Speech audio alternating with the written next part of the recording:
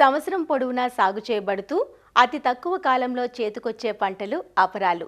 నీటి వస్తు ఉన్న రైతులు పెసర మినుమును వేసవి పంటగా సాగు చేస్తూ ఉంటారు. అయితే ఇప్పుడున్న వేడి వాతావరణ పరిస్థితులకు పైరు సరిగా ఎదగకపోవడంతో పాటు చీడిపీడల బెడద కూడా ఎక్కువగా ఉండి దిగుబడులు తగ్గే అవకాశం ఉంటుంది. ముఖ్యంగా రసం పీల్చే పురుగుల ఉధృతి పెరుగుతోంది. వీటితో పాటు మరూకా మచ్చల పురుగు, పొగాకు లద్దె పురుగు, తెగుళ్లలో పల్లాకు వైరస్ తెగుళ్ల వల్ల దిగుబడులు రాక రైతులు నష్టపోతున్నారు. వీటిని సరైన సమయంలో గుర్తించి నివారణ చర్యలు చేపట్టినట్లయితే వేసవి పెసర మినుము నుండి మంచి దిగుబడులు పొందవచ్చు. మరి ప్రస్తుతం వేసవిలో అపరాలను ఆశిస్తున్న చీడపీడలు నివారణ చర్యలను సూచిస్తున్నారు శ్రీకాకుళం జిల్లా ఆముదాలవలస కృషి విజ్ఞాన కేంద్రం శాస్త్రవేత్త డాక్టర్ ఎస్ కిరణ్ కుమార్. ఫిబ్రవరి, మార్చి మాసాల్లో ఎక్కడైతే నీటి పారుదల వసతిగా వాళ్ళకు ఉంటుందో ఆ ప్రాంతాల్లో ఈ వేసవి పంట కింద పెసరని, మినుముని వాళ్ళు సాగు చేయడం ఆనవాయితీగా వస్తూ ఉంటుంది. ఈ పెసర మినుము పంట అనేది ప్రస్తుతం 25 రోజుల నుంచి 30 రోజుల్లో మనకి పొలంలో కనిపిస్తూ ఉంది. ఈ దశల్లో కొన్ని రకాల చీడపీడలు ఎక్కువగా పెసర మినుము పంటని ఆశించి పంటకు నష్టాన్ని కలుగజేస్తూ ఉన్నాయి. అందులో మనం గమనించినట్టయితే ముఖ్యంగా ఈ రసం పీల్చే పురుగులు కూడా ఎక్కువగా ఈ పంటని ఆశించి నష్టపరుస్తూ ఉంటాయి. ప్రత్యేకించి వేసవి కాలంలో బెట్ట పరిస్థితుల్లో పంట ఉండేటప్పుడు ఈ రసం పీల్చే పురుగులు అనేవి ఎక్కువగా పంటను ఆశించి మొక్క నుంచి రసాన్ని పీల్చేసి మొక్కని సరిగా ఎదగనివ్వకుండా, అలాగే ఈ వైరస్ తాలూకు తెగుళ్ళని వ్యాప్తి చేస్తూ, అలాగే మొక్క అనేది పొడుగు పెరగకుండా గుజ్జుగా ఉండేటట్టు చేసేస్తుంది అనమాట.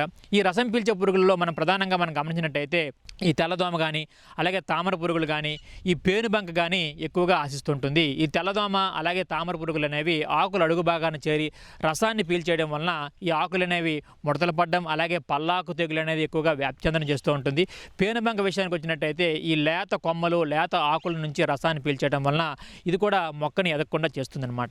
ఈ వీటినన్నింటినీ కూడా నివారించాలంటే మనకు మార్కెట్లో చాలా రకాల మందులు మనకు అవైలబుల్గా ఉన్నాయి. అందులో ఇమిడాక్లోపిడ్ అనే మందుని 0.4 మిల్లీలీటర్లు 1 లీటర్ నీటి కలిపి పిచికారీ చేసినా, లేదా ఎస్టామిప్రిడ్ కానీ, లేదా థయామిథాక్సమ్ కానీ 0.3 గ్రాములు 1 లీటర్ నీటి కలిపి పిచికారీ చేసినా కూడా సమర్థవంతంగా అరికట్టవచ్చు. వీటితో పాటుగానే డైమెథోయేట్ రోగార్ అనే మందును కూడా 2 మిల్లీలీటర్లు 1 లీటర్ నీటి కలిపి పిచికారీ చేసినా కూడా ఈ రసం పీల్చే పురుగుల తాలూకా ఉధృతిని మనం చాలా వరకు తగ్గించవచ్చు అనమాట. అలాగే వీటితో పాటుగానే మనం ప్రతి వారం నుంచి 10 రోజులకు ఒకసారి ఈ వేప నూనెని 1500 ppmని 1 లీటర్ నీటికి 5 మిల్లీలీటర్లు చొప్పున కలిపి మనం పిచికారీ చేసినా కూడా వీటి తాలూకు ఉధృతిని మనం సమర్థవంతంగా అరికట్టుకోవచ్చు అనమాట. ఈ మారుకా మచ్చల పురుగు కూడా ఎక్కువగా పంటను ఆశించి నష్టపరుస్తూ ఉంటుంది. ఈ మారుకా మచ్చల పురుగు విషయానికి వచ్చినట్టయితే ఇది మనకి పంట అనేది పూత దశలో పూతని, అలాగే కాయల్ని కూడా గూడుగా చేసి గూడు లోపల ఉంటూ ఆ పత్రహరితాన్ని అంతటినీ గోకి తినడం వలన పూతను కూడా తినేస్తూ ఉంటుంది. ఈ మారుకా మచ్చల పురుగుని మనం నివారించాలంటే పొలంలో అక్కడక్కడ ఈ గూళ్ళు అనేవి మనం గమనించేటప్పుడు ఎసిఫేట్ అనే మందుని 1/4 kg 200 లీటర్ నీటిలో కలిపి మనం పిచికారీ చేసినా కూడా ఈ మారుకా మచ్చల పురుగుని మనం సమర్థవంతంగా అరికట్టవచ్చు. వీటితో పాటుగానే క్లోరాంట్రినిలిప్రోల్ అనే మందుని 60 మిల్లీలీటర్లు 200 లీటర్ నీటిలో కలిపి మనం పిచికారీ చేసినా, లేదా స్పైనోసాడ్ అనే మందుని 60 మిల్లీలీటర్లు 200 లీటర్ నీటి కలిపి పిచికారీ చేసినా కూడా సమర్థవంతంగా అరికట్టుకోవచ్చు అనమాట. వీటితో పాటుగానే వైరస్ తెగుల వ్యాప్తి కూడా ఎక్కువగా ఉంటుంది వేసవి కాలంలో. అవి పల్లాకు తెగులు, అలాగే ఈ తలమాడు తెగులు, అలాగే సీతాఫలం తెగులని ఇవి రసం పీల్చే పురుగుల ద్వారా ఎక్కువగా మనకి పంటలో కనిపిస్తూ ఉంటాయి.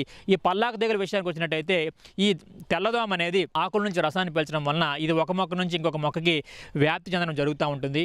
ఈ పల్లాకు తెగులు ఆశించినప్పుడు మొక్కల ద్వారా ఆకులన్నీ కూడా ఈ పసుపు రంగులోకి మారిపోవడం కూడా జరుగుతుంది. ఆ తర్వాత వాటి నుంచి పూత కానీ కాయ కానీ రాకపోవడం కూడా మనం గమనించవచ్చు అనమాట. అలాగే ఈ తలమాడు విషయం మనం గమనించినట్టయితే ఇవి తామర పురుగుల ద్వారా ఎక్కువగా వ్యాప్తి చెందుతూ ఉంటుంది. ఈ తలమాడు విషయంకి వచ్చినప్పటికీ మొక్కల నుంచి ఆకుల నుంచి కూడా రసాన్ని పీల్చడం వలన ఆకులు అనేవి కిందకు ముడుచుకుపోవడం, అలాగే మడతలు పడడం, ఈ మొక్క తాలూకా తలలు కూడా చాలా వాడిపోవడం కూడా జరుగుతూ ఉంటుంది అనమాట. అలాగే సీతాఫలం తెగుల విషయానికి వచ్చినట్టయితే ఈ సీతాఫలం మాదిరిగానే ఈ పలకలుగా ఉబ్బెత్తులుగా రావడం కూడా మనం గమనించవచ్చు అనమాట. ఈ మూడింటిని మనం నివారించాలంటే వైరస్ తెగుళ్లను తట్టుకొని పెరిగే రకాలైన ఎక్కువగా మనం సాగు చేస్తూ ఉండాలి. అలాగే వాటితో పాటు కానీ రసం పీల్చే పురుగుల తాలూకు ఉధృతి మనం తగ్గించడానికి మనం ఈ ఇమిడాక్లోపిడ్ మందుని కానీ విత్తన శుద్ధి చేయడం, అలాగే ఈ థయామిథాక్సమ్ కానీ ఎస్టామిప్రిడ్ కానీ ఈ మందులను ఎక్కువగా వాడటం కూడా మనం చేస్తే మంచిదన్నమాట. ఈ వైరస్ తెగుళ్లను తట్టుకొని పెరిగే రకాలు మనం గమనించినట్టయితే పెసర్లో ఈ LGG 607 కానీ 610, 630, IPM 2-14 కానీ వీటిని మనం సాగు చేసుకుంటే ఈ వైరస్ తెగుళ్ళ వ్యాప్తిని కొంతవరకు చాలా వరకు కూడా మనం అరికట్టవచ్చు. అలాగే మినుము విషయానికి వచ్చినప్పటికీ ఈ ఎల్బీజీ 904 కానీ 884 కానీ అలాగే టీబీజీ 129 కానీ జీబీజీ 1 కానీ PU31 అలాగే టీబీజీ 104ని మనం ఎక్కువగా సాగు చేసుకున్నట్టయితే వైరస్ తెగుళ్ళ వ్యాప్తిని కూడా మనం చాలా వరకు అరికట్టుకోవచ్చు అనమాట.